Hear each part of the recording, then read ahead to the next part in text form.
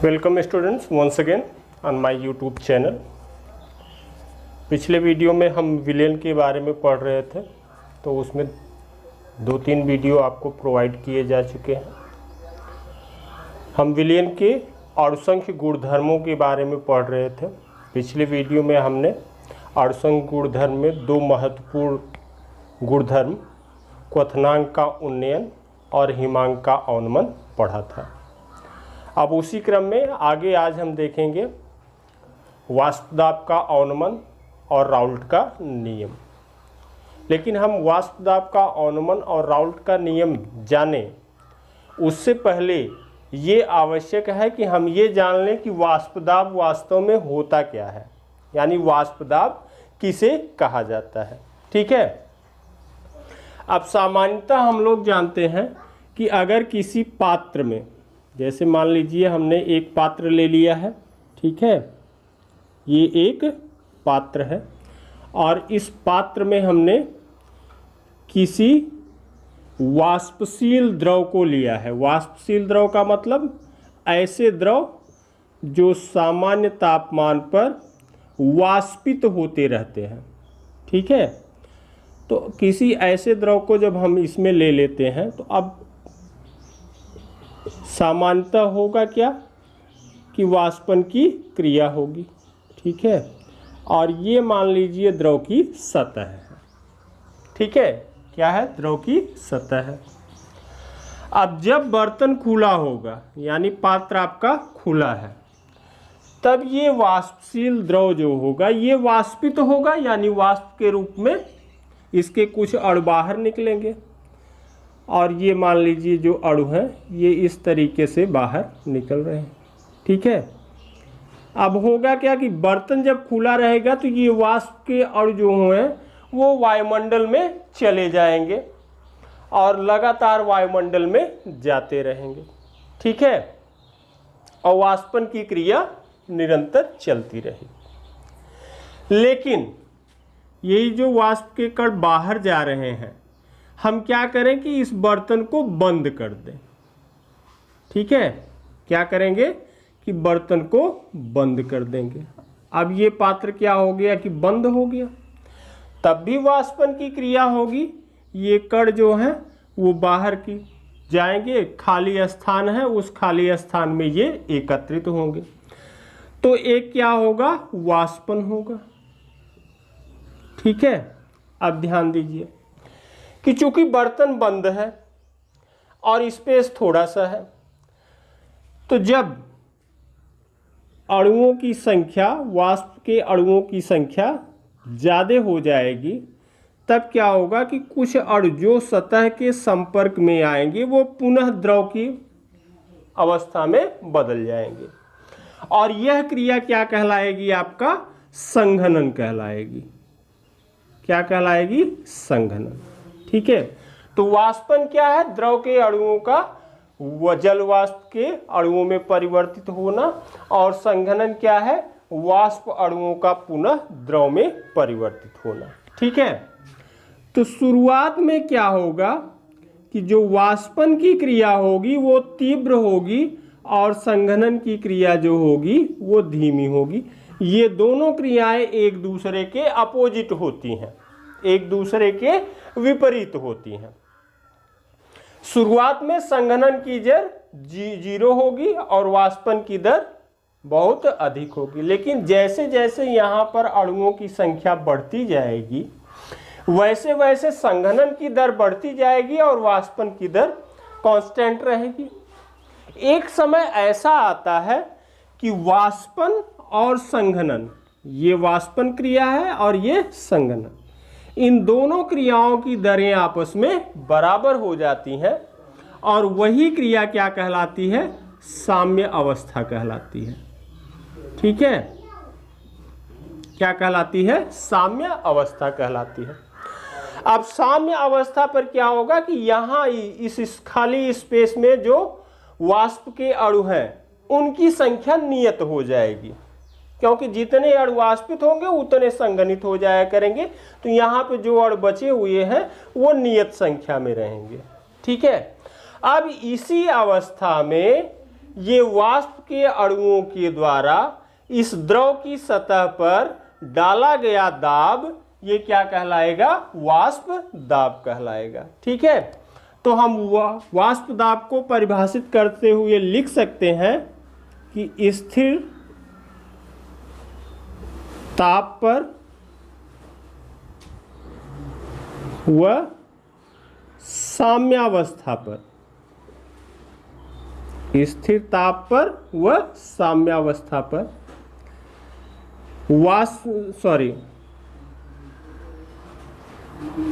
द्रव वाष्प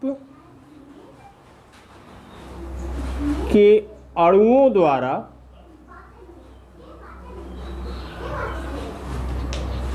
द्रव की सतह पर डाला गया दाब वाष्प दाब कहलाता है। क्या कहलाता है? वाष्प दाब कहलाता है। ठीक है, तो तापमान स्थिर रहेगा और वाष्पन और संघनन की क्रियाएं जब साम्य अवस्थाओं में होगी, उस अवस्था में द्रव वाष्प के अणुओं के द्वारा द्रव की सतह पर, इस सतह पर जो दाब डाला जाएगा वही दाब क्या कहलाएगा? वाष्प दाब कहलाएगा। ठीक है, तो स्थिर ताप व साम्यावस्था पर किसी द्रव के अणुओं के द्वारा द्रव की सतह पर डाला गया दाब क्या कहलाता है? वाष्प दाब कहलाता है। ठीक है, अब देखते हैं कि वाष्प दाब को प्रभावित करने वाले कारक कौन कौन से हैं, यानी factors affecting the vapour pressure.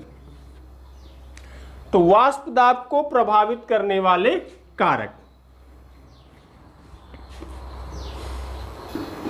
तो देखते हैं वाष्प दाब को वो कौन कौन से फैक्टर्स हैं जो प्रभावित करते हैं। उसमें सबसे पहला क्या है? द्रव की प्रकृति, यानी जिस द्रव के वाष्प दाब की हम गणना करना चाहते हैं उसका वाष्प दाब उस द्रव की प्रकृति पर, उसके नेचर पर निर्भर करता है।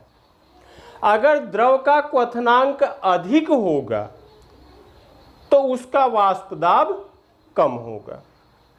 ठीक है, तो द्रव का क्वथनांक अगर अधिक होगा तो वाष्प दाब कम होगा। क्वथनांक अधिक होने का मतलब ये होता है कि द्रव अवस्था में बदलने के लिए अधिक तापमान की आवश्यकता होती है। अधिक तापमान इसलिए लगता है क्योंकि द्रव के अणुओं के बीच आकर्षण अधिक प्रबल होता है। उस आकर्षण को तोड़ने के लिए अधिक तापमान देना पड़ता है, तब जाकर के द्रव के अणु जो होते हैं वो वाष्प अवस्था में परिवर्तित होते हैं। ठीक है, तो ये हो गया। दूसरा,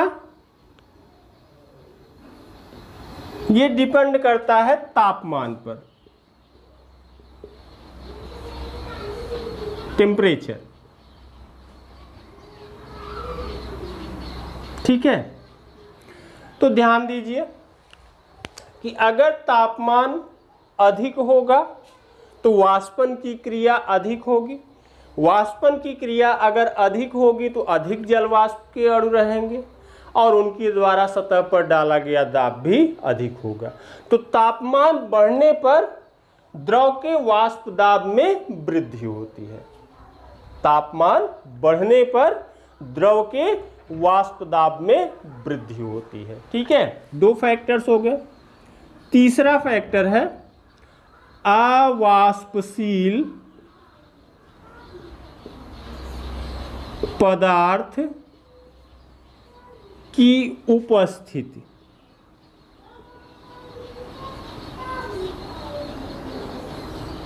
यानी किसी वाष्पशील द्रव में कोई ऐसा पदार्थ मिला दिया जाए जो स्वयं वाष्पित नहीं होता है, तब उस स्थिति में जो द्रव का वाष्प दाब होता है वह घट जाता है।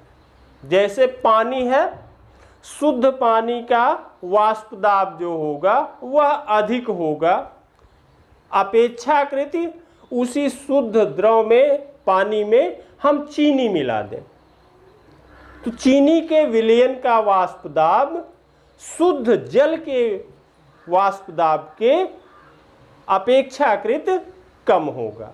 यानी किसी भी अवाष्पशील पदार्थ को अगर किसी वाष्पशील द्रव में मिलाते हैं तो प्राप्त विलयन का वाष्प दाब घट जाता है।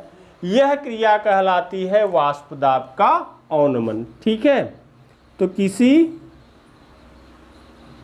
वाष्पशील द्रव में अवाष्पशील पदार्थ मिलाने से प्राप्त विलयन का वाष्प दाब घट जाता है, का वाष्प दाब शुद्ध द्रव के वाष्प दाब के अपेक्षाकृत घट जाता है। इसे वाष्प दाब का अवनमन कहते हैं। यह एक अणुसंख्य गुणधर्म है।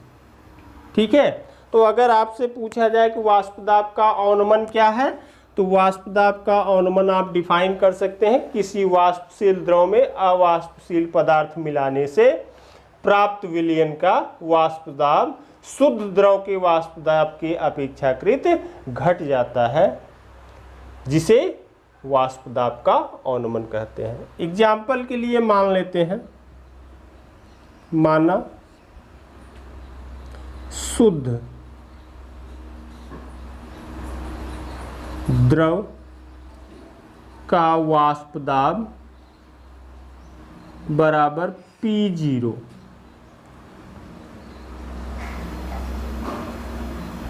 अवाष्पशील पदार्थ मिलाने के बाद प्राप्त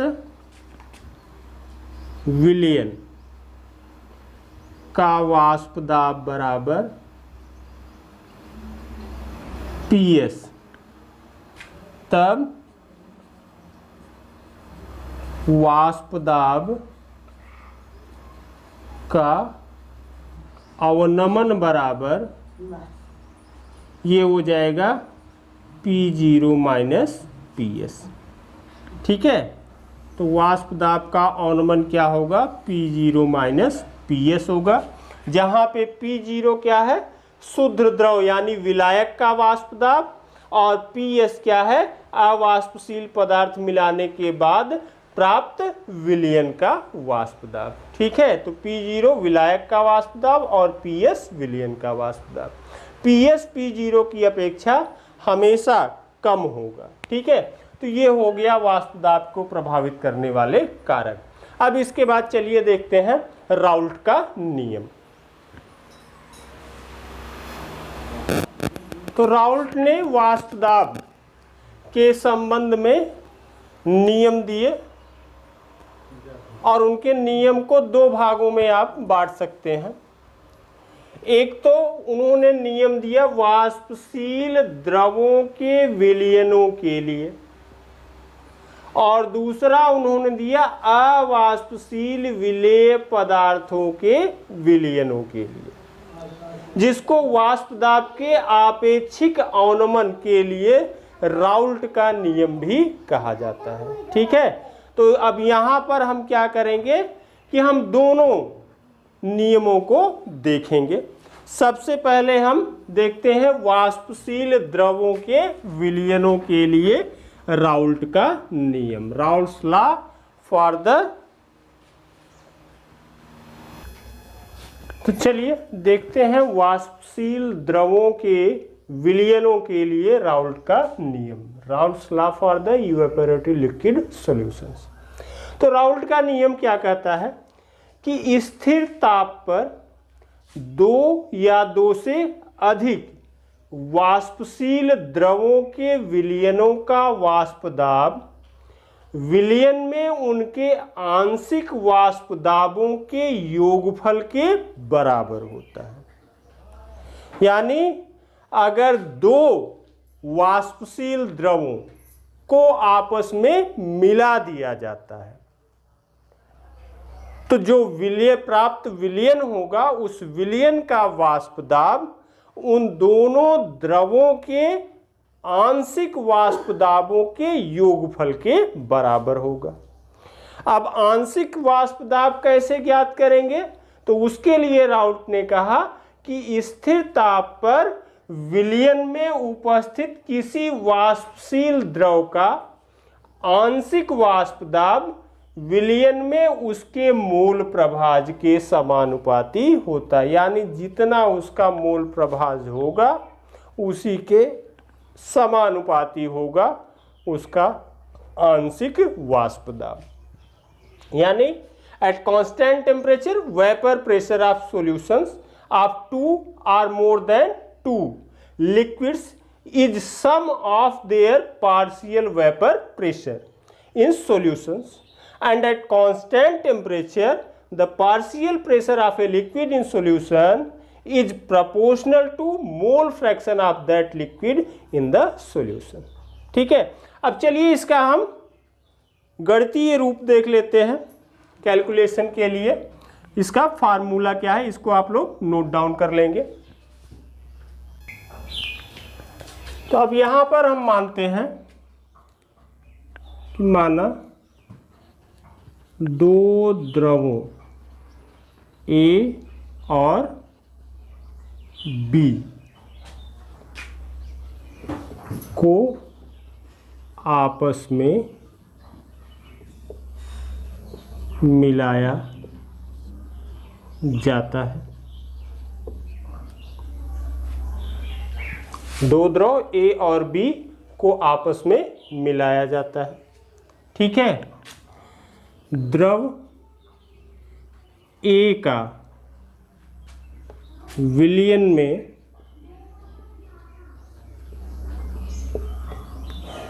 आंशिक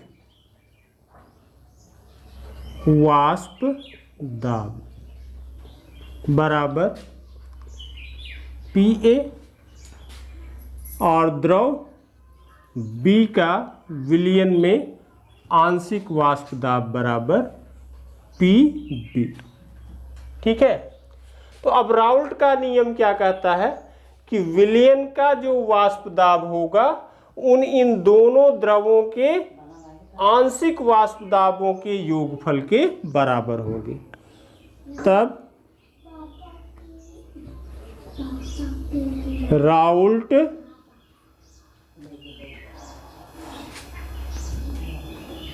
के नियमानुसार विलयन का वाष्प दाब बराबर द्रव A का आंशिक वाष्प दाब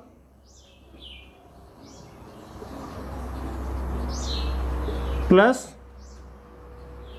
द्रव B का आंशिक वाष्प दाब। और द्रव A का आंशिक वाष्प दाब क्या है? PA है। और द्रव B का आंशिक वाष्प दाब क्या है? PB। तो विलयन का वाष्प दाब हम PS मान लेते हैं। तो PS बराबर क्या हो जाएगा? PA plus PB। ये हो गया विलयन का वाष्प दाब। ठीक है,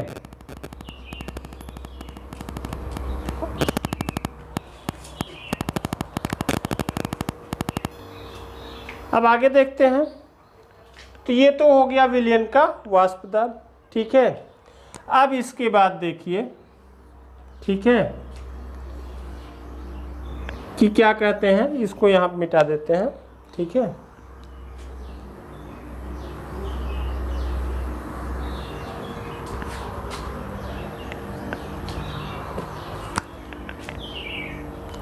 कि आगे वो क्या कहते हैं कि स्थिर ताप पर किसी विलयन में किसी वाष्पशील द्रव का आंशिक वाष्प दाब विलयन में उसके मोल प्रभाज के समानुपाती होता है।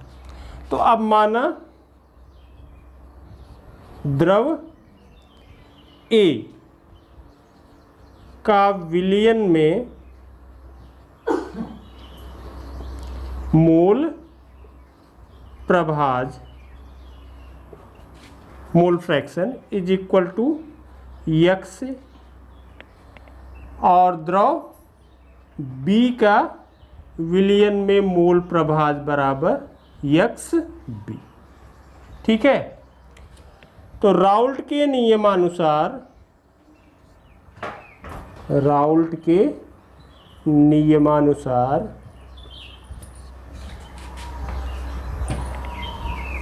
PA is proportional to x और PB is proportional to XB।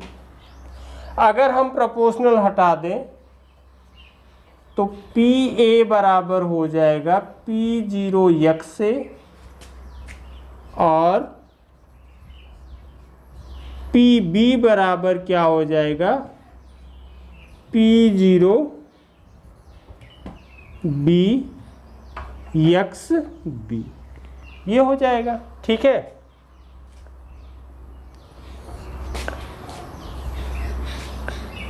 जहां P0A बराबर शुद्ध अवस्था में द्रव A का वाष्प दाब और P0B बराबर शुद्ध अवस्था में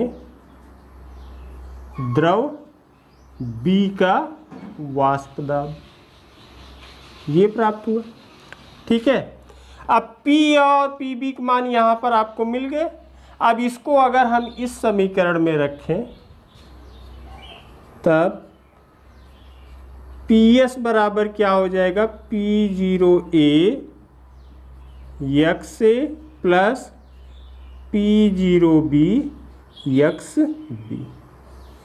तो ये द्विअंगी विलयन के लिए वाष्प दाब का समीकरण है राउल्ट के नियमानुसार। ठीक है, तो ये हो गया समीकरण। इसको आप लोग नोट डाउन कर लीजिएगा। इस पर आधारित आपको ढेर सारे क्वेश्चंस मिलते हैं। ठीक है, एक बार फिर से समझ लें कि हमने दो द्रव A और B को आपस में मिला करके एक विलयन प्राप्त किया।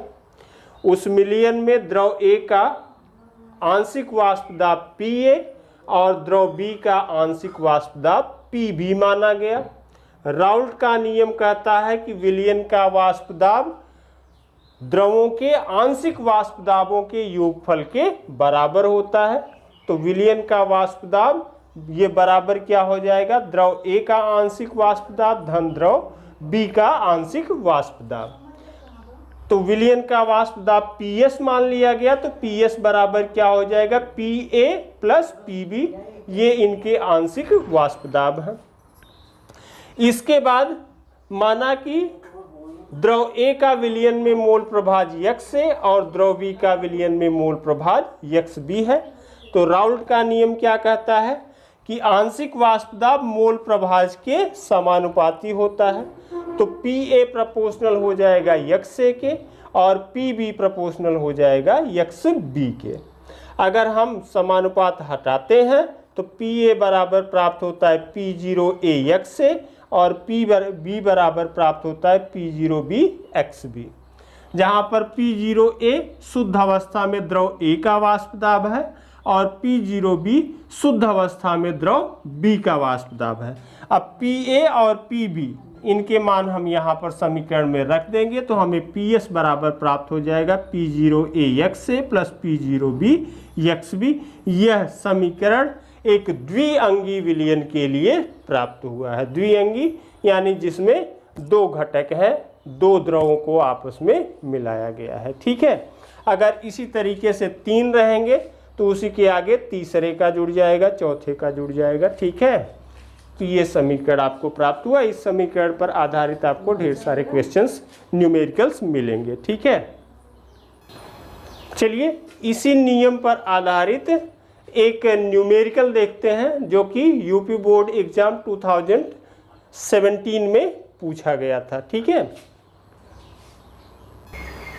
ये यूपी बोर्ड 2017 में क्वेश्चन पूछा गया था। क्वेश्चन क्या कहता है कि दो द्रवों ए और बी के वाष्प दाब क्रमशः 80 mm और 60 mm है। ए के 3 मोल और बी के 2 मोल मिलाए जाते हैं तो प्राप्त विलयन का वाष्प दाब क्या होगा। ठीक है, अब राउल्ट का नियम क्या कहता है कि PS is equal to P0A XA plus P0B XB, यही कहता है। ठीक है, P0A बराबर दिया है 80 mm, P0B बराबर दिया है 60 mm, यही दिया गया है। XA और XB हमें नहीं पता गया है लेकिन मोल की संख्या दे दी गई है, तो हम मोल प्रभाज निकालेंगे। ठीक है, मोल प्रभाज निकालने के लिए क्या होगा कि A का मोल प्रभाज XA ये बराबर क्या होगा NA अपान NA प्लस NB, यही होगा। सॉरी, NA अपान NA प्लस NB। ठीक है, NA बराबर दिया है आपका 3 मोल और NB बराबर दिया गया है 2 मोल, तो ये बराबर क्या हो जाएगा 3 अपान 3 धन 2, यानी ये कितना हो गया 3/5 और ये कितना आ जाएगा 0.6। XA बराबर, तो XA बराबर ये आपको प्राप्त हो गया। ठीक है, कितना आया 0.6। इसी प्रकार XB बराबर निकालेंगे तो XB बराबर क्या हो जाएगा NB अपान NB प्लस NA, तो ये बराबर क्या हो जाएगा NB 2 दिया है। ठीक है, 2 धन 3, 2/5 हो गया 0.4, तो XB बराबर कितना आ गया 0.4। मोल प्रभाज की गणना कैसे की जाती है, उसकी डिफिनीशन क्या होती है, ये ऑलरेडी आपको पहले वाले वीडियो में बताया जा चुका है। अगर आपने वो वीडियो नहीं देखा है तो चैनल को सब्सक्राइब कर लीजिए और वीडियो को आप देखिए। उस वीडियो का लिंक डिस्क्रिप्शन बॉक्स में रहेगा। अगर कहीं आपको समस्या होती है कि मोल प्रभाज कैसे निकालते हैं तो आप वीडियो को देख सकते हैं। ठीक है, तो अब हमें P0A, P0B, XA और XB ये पूरा मिल गया। बस अब हम PS बराबर निकाल लेंगे। ठीक है, तो PS बराबर क्या हो जाएगा, अब मान रख दीजिए। मान रखेंगे तो P0A कितना है 80 × 0.6 प्लस P0B कितना है 60 × XB 0.4। ठीक है, ये कितना हो जाएगा 48 प्लस 24, कितना आएगा 72। तो PS बराबर कितना आ गया 72, यानी विलयन का वाष्प दाब कितना आएगा 72 mm आएगा। ठीक है, तो हम कह सकते हैं कि विलयन का वाष्प दाब बराबर 72 mm, यही आपका आंसर हो गया। ठीक है, तो इस तरीके से आप सॉल्व कर सकते हैं। ठीक है, चलिए वाष्प दाब के आपेक्षिक अवनमन के लिए राउल्ट का नियम देखते हैं। अभी इसी वीडियो में शुरुआत में हमने आपको बताया वाष्प दाब को प्रभावित करने वाले कारकों के बारे में। तो उसमें जो तीसरा कारक आपको बताया गया कि किसी द्रव में अगर किसी अवाष्पशील पदार्थ की उपस्थिति होती है तो प्राप्त विलयन का वाष्प दाब विलायक के वाष्प दाब की अपेक्षाकृत कम हो जाता है। इसी को वाष्प दाब का अवनमन कहा जाता है। और उसी में हमने आपको बताया कि अगर शुद्ध विलायक का वाष्प दाब P0 और प्राप्त विलयन का वाष्प दाब PS है तो वाष्प दाब का अवनमन बराबर क्या होता है, वाष्प दाब का अवनमन ये बराबर क्या होगा P0 माइनस PS। P0 बराबर शुद्ध विलायक का वाष्प दाब और PS बराबर विलयन का वाष्प दाब, यही होगा। ठीक है, तो वाष्प दाब का अवनमन क्या होता है P0 माइनस PS। अगर हम आपेक्षिक अवनमन देखें यानी शुद्ध विलायक की तुलना में देखें तो वाष्प दाब का आपेक्षिक अवनमन क्या होगा, वाष्प दाब का आपेक्षिक अवनमन ये बराबर हो जाएगा P0 minus PS upon P0। ठीक है, तो विलायक की तुलना में। अब वाष्प दाब के आपेक्षिक अवनमन के लिए राउल्ट का नियम क्या कहता है कि स्थिर ताप पर वाष्प दाब का आपेक्षिक अवनमन विलयन में विलेय के मोल प्रभाज के बराबर होता है। ठीक है, यानी at constant temperature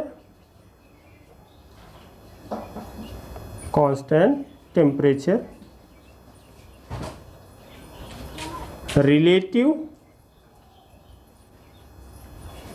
lowering of vapor pressure is equal to mole fraction of solute in a given solution। ठीक है,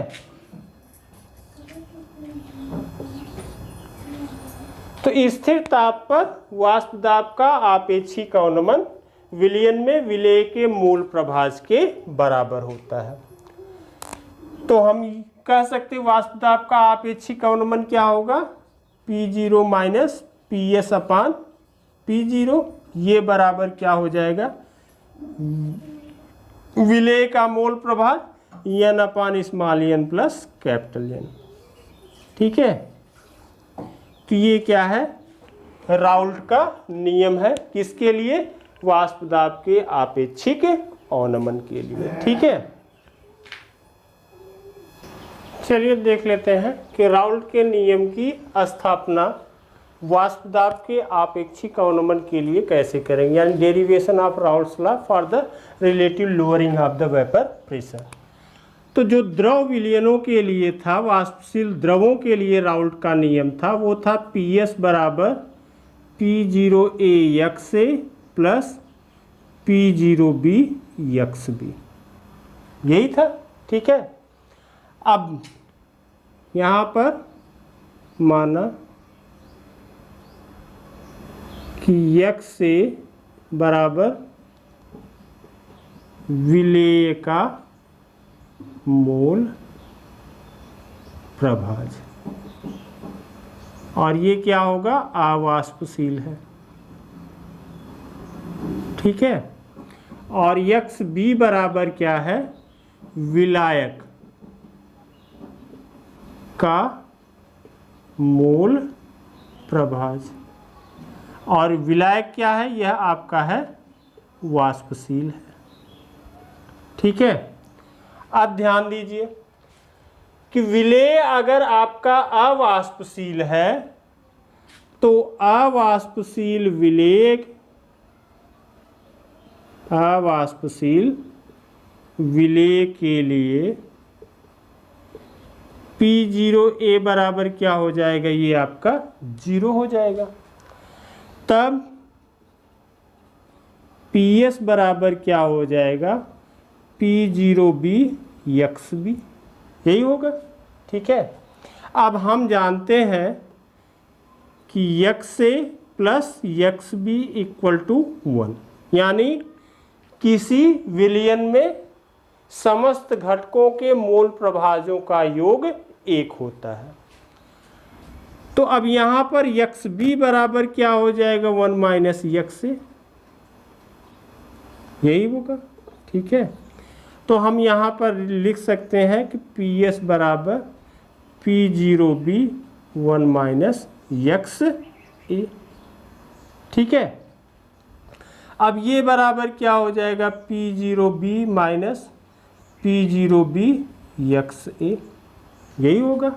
ये किसके बराबर आएगा, PS के बराबर आएगा। ठीक है, या अगर हम इसको P0B में से घटाएं तो P0B minus PS equal to क्या हो जाएगा, P0B minus P0B minus P0B x A, ये होगा।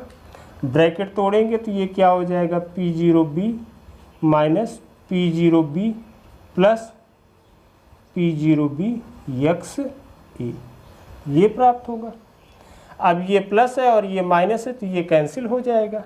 ठीक है, तो मिलेगा क्या, P0B माइनस P0 का PS इक्वल टू क्या प्राप्त हो गया आपको, P0B यक्स ए या P0B minus PS upon P0B is equal to x A, ये प्राप्त हुआ। ठीक है, तो अब यहाँ पर P0B क्या है, विलायक का वाष्प दाब, ये बराबर हम मान सकते हैं P0। ठीक है, PS क्या है, विलयन का वाष्प दाब, तो ये बराबर PS के है ही है। ठीक है, यक्स ए बराबर क्या है, विलेय का मोल प्रभाज, विलेय का मोल प्रभाज, तो विलेय का मोल प्रभाज N upon N plus capital N होता है। ठीक है, तो अगर अब इसको हम इसमें रख देंगे तो P0B के स्थान पर P0 हो गया minus PS upon P0 equal to N upon small n plus capital N, तो राउल्ट का नियम प्राप्त हो गया। ठीक है, यही राउल्ट का नियम है। तो इस तरीके से आप राउल्ट के नियम की स्थापना भी कर सकते हैं। एक बार फिर से देख लें कि वाष्पशील द्रवों के लिए राउल्ट का नियम क्या है, PS बराबर P0A XA plus P0B XB। XA क्या है, विलेय का मोल प्रभाज जो कि अवाष्पशील है, और XB क्या है, ये विलायक का मोल प्रभाज है, और विलायक क्या है, वाष्पशील है। अगर विलेय अवाष्पशील है तो उसका जो वाष्पदाब होगा P0A वह शून्य होगा, और उस स्थिति में P0 XA शून्य हो जाएगा, तब PS बराबर क्या हो जाएगा, P0B XB। अब हमको पता है कि समस्त घटकों के मोल प्रभाजों का योग ही एक होता है, तो XA प्लस XB बराबर 1 होगा, तो XB बराबर क्या हो जाएगा, 1 माइनस XA। XB के स्थान पर हम 1 माइनस XA रखेंगे तो हमको ये प्राप्त होगा। ठीक है, दोनों पक्षों को हम P0B में से घटा देते हैं तो हमको ये समीकरण प्राप्त होता है। अब इस समीकरण में P0B क्या है, शुद्ध विलायक का वाष्पदाब है, तो उसको हम P0 कर दिए। PS विलयन का वाष्पदाब है, और XA क्या है, विलेय का मोल प्रभाज, तो विलेय का मोल प्रभाज small n upon small n plus capital N होता है, तो हमको राउल्ट का नियम P0 minus PS upon P0 is equal to n upon n plus capital N प्राप्त हो गया। ठीक है, इसको आप लोग नोट डाउन कर लेंगे। देखते हैं तनु विलयनों के लिए राउल्ट के नियम का गणितीय रूप क्या है, P0 minus PS upon P0 equal to small n upon small n plus capital N, यही होगा। ठीक है, अब ध्यान दीजिए, अत्यंत तनु विलयनों के लिए n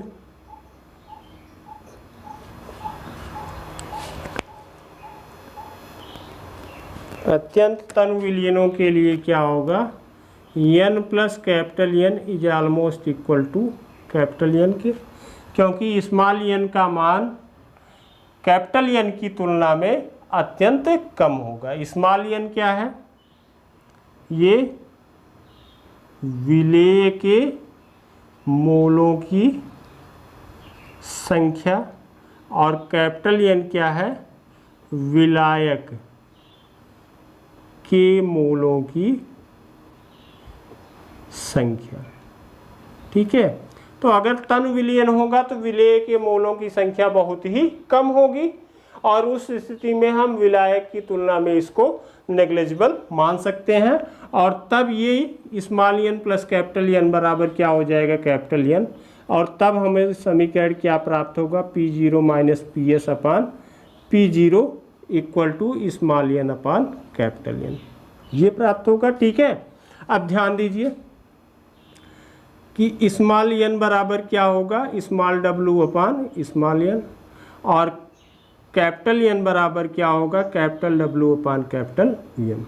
ठीक है, तो अब यहाँ पर अगर हम ये मान रख दें तो P0 minus PS upon P0 is equal to small w by small m upon capital W by capital M, ये प्राप्त हो जाएगा। ठीक है, तो ये बराबर क्या हो जाएगा, P0 minus PS upon P0 is equal to small w into capital M upon capital W into small m। ठीक है, तो ये तनु विलयन के लिए है। इसमें स्मॉल w क्या है, विलेय का भार, स्मॉल m क्या है, विलेय का अणुभार, कैपिटल W विलायक का भार, और कैपिटल M विलायक का अणुभार। ठीक है, P0 शुद्ध विलायक का वाष्पदाब, और PS विलयन का वाष्पदाब। ठीक है, तो इस फार्मूले का प्रयोग या इस फार्मूले का प्रयोग हम कहाँ पे करेंगे, जहाँ पर विलयन अत्यंत तनु होगा। अगर विलयन अत्यंत तनु नहीं है तब हम ये वाला फार्मूला प्रयोग में लाएंगे। ठीक है, अब ये वाले फार्मूले से गणना करने में थोड़ा सा कठिन होता है, तो इसका हम सरल रूप देख लेते हैं। ठीक है, दो फार्मूले आपको प्राप्त हुए, एक तो ये प्राप्त हुआ और दूसरा ये प्राप्त हुआ। चलिए सरलतम रूप देख लेते हैं। तो राउल्ट का नियम क्या है? P0 minus P S upon P0 equal to small N upon small N plus capital N. अब इस फार्मूले के द्वारा अगर हमें गणना करनी हो तो थोड़ा सा कठिन पड़ता है। ठीक है, तो हम क्या करते हैं कि इसको उलट देते हैं। तो समीकरण को जब पलट देंगे तो P0 अपान P0 माइनस पी एस बराबर क्या हो जाएगा? N plus capital N upon small N, ये हो जाएगा। ठीक है, अब यहाँ पर हम इस समीकरण को दोनों तरफ -1 से घटा दें तो P0 minus P S minus 1 बराबर N plus N upon small N minus 1 हो जाएगा। ठीक है, अब ये क्या हो जाएगा? P0 minus P0 plus P S upon P0 minus P S equal to N plus capital N minus small N upon small N. ये कैंसिल हो गया, ये कैंसिल हो जाएगा। क्या प्राप्त हुआ? P S upon P0 minus P S is equal to capital N upon small N. अभी हमने क्या किया था? ये समीकरण को पलट दिया था, अब फिर वापस सही कर देते हैं। तो क्या हो जाएगा? P0 minus P S upon P S is equal to small N upon capital N. अब स्मॉल एन बराबर क्या होता है? Small W upon small N, और कैपिटल एन बराबर क्या होता है? Capital W upon capital N. तो ये क्या हो जाएगा? P0 minus P S upon P S is equal to small W by small M upon capital W by capital M. ठीक है, या P0 minus P S upon P S is equal to small W into capital M upon capital W into small M. ठीक है, तो इस समीकरण के द्वारा आपको गणना करना थोड़ा सा सरल होता है। ठीक है, अपेक्षाकृत इसके।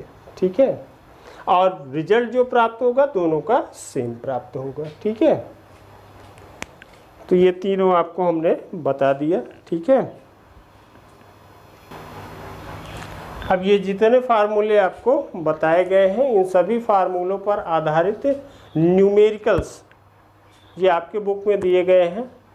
उन न्यूमेरिकल्स को आप लोग सॉल्व कीजिए।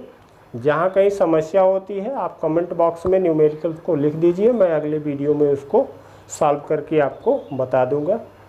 एक क्वेश्चन लेते हैं राउल्ट के नियम पर। 100 ग्राम जल में यूरिया की कितनी मात्रा को घोला जाए कि वाष्प दाब 25% घट जाए।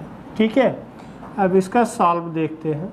ठीक है, अब इस सॉल्व में हमने आपको राउल्ट के नियम के 3 समीकरण बताए हैं। एक हमने बताया है जो मूल रूप है P0 minus P S upon P0 equal to small N upon small N plus capital N, एक ये बताया है।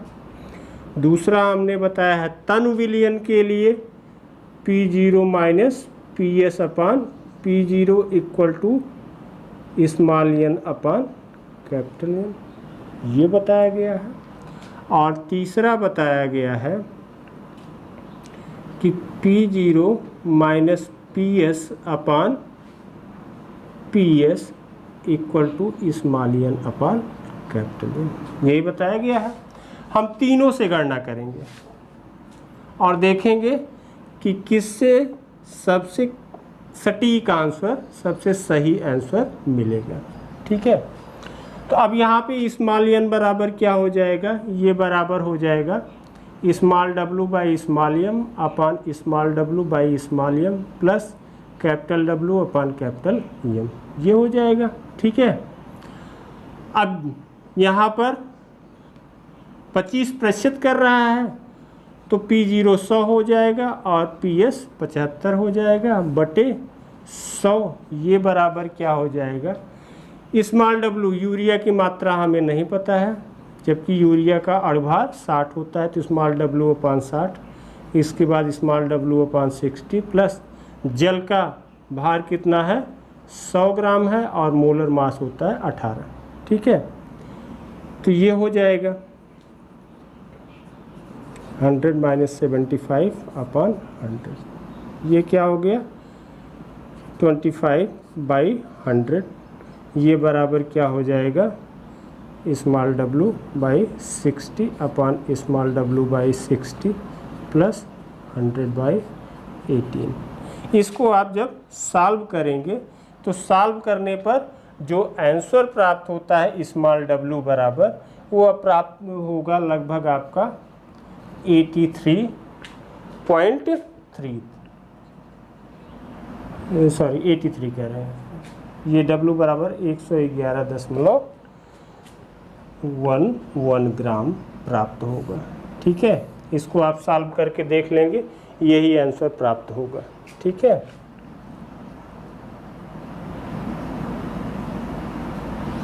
अब दूसरे वाले से देख लेते हैं, इसमें क्या हो जाएगा 25% कम हो रहा है यानी 25/100, ये बराबर क्या हो जाएगा स्मॉल एन के स्थान पर ये small W upon small M by capital W by capital M, ये बराबर क्या हो जाएगा small W into capital M upon capital W into small M, ये हो गया P0 minus PS upon P0।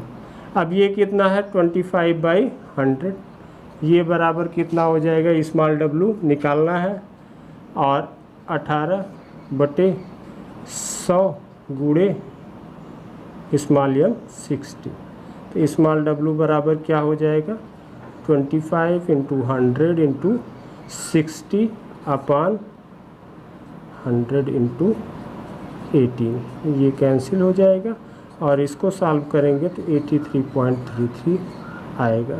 ठीक है, इससे सॉल्व करते हैं, इससे गणना करना थोड़ा सा कठिन है, अब इससे सॉल्व करते हैं तब देख लेते हैं ये कितना हो जाएगा, ये बराबर small W upon small M capital W by capital M, ये बराबर small W into capital M upon capital W into small M, ये क्या हो गया P0 माइनस PS अपान PS के। अब ये देख लीजिए, ये क्या है आपका 100 माइनस 75/75 हो जाएगा, ये बराबर हो जाएगा स्मॉल डब्लू इंटू 18/100 इंटू 60। ठीक है, ये क्या हो गया 25/75, ये इक्वल टू क्या हो गया स्मॉल डब्लू इंटू 18/100 इंटू 60। ठीक है, अब इसको अगर सॉल्व करें तो स्मॉल डब्लू बराबर आपका जो आएगा वो आएगा वही 111.11 ग्राम। ठीक है, सॉल्व करके आप देख सकते हैं। ठीक है, तो ये जो पहला मूल राउल्ट का नियम है वो फार्मूले से कैलकुलेशन आंसर सही आएगा, लेकिन कैलकुलेशन जो होगा आपका वो टफ हो जाता है। लेकिन ये जो सरल रूप हमने बताया है इससे आंसर आपका वही सेम आएगा, लेकिन कैलकुलेशन क्या होगा वो सरल हो जाएगा, जबकि ये वाला नियम केवल तनु विलयन के लिए लागू होगा। ठीक है, तो ये आप लोग ध्यान रखेंगे, इस पर आधारित ढेर सारे क्वेश्चंस आपको मिलेंगे, वो क्वेश्चंस आप लोग सॉल्व कीजिएगा। ठीक है, चलिए आदर्श और अनादर्श विलयन देख लेते हैं। आदर्श विलयन ऐसे विलयन होते हैं जो प्रत्येक परिस्थिति और प्रत्येक संगठन पर राउल्ट के नियम का पूर्ण रूपेण पालन करते हैं। प्रत्येक संगठन और प्रत्येक परिस्थिति में राउल्ट के नियम का पूर्ण रूपेण पालन करते हैं, ऐसे विलयन क्या होते हैं? आदर्श विलयन होते हैं। इसके विपरीत वे विलयन जो कुछ परिस्थितियों में राउल्ट के नियम का पालन तो करते हैं लेकिन कुछ परिस्थितियों में राउल्ट के नियम का पालन नहीं करते हैं। यानी ये कह सकते हैं कि वे विलयन जो पूर्ण रूपेण राउल्ट के नियम का पालन नहीं करते हैं वो अनादर्श विलयन होते हैं। ठीक है। आदर्श विलयन वास्तव में मिलना बहुत कठिन होता है, क्योंकि आदर्श परिस्थिति प्राप्त करना बहुत कठिन होता है, लेकिन अत्यंत तनुता पर कुछ विलयन ऐसे हैं जो आदर्श विलयन की भांति व्यवहार करते हैं। अब उसमें कौन कौन से हैं? उसमें जैसे आदर्श विलयन में आपका आ जाएगा एन हेक्सेन और एन हेप्टेन का विलयन, यानी नॉर्मल हेक्सेन और नॉर्मल हेप्टेन, इसका विलयन जो होता है यह आदर्श विलयन की भांति व्यवहार करता है। इसके अलावा ब्रोमोएथेन और क्लोरोएथेन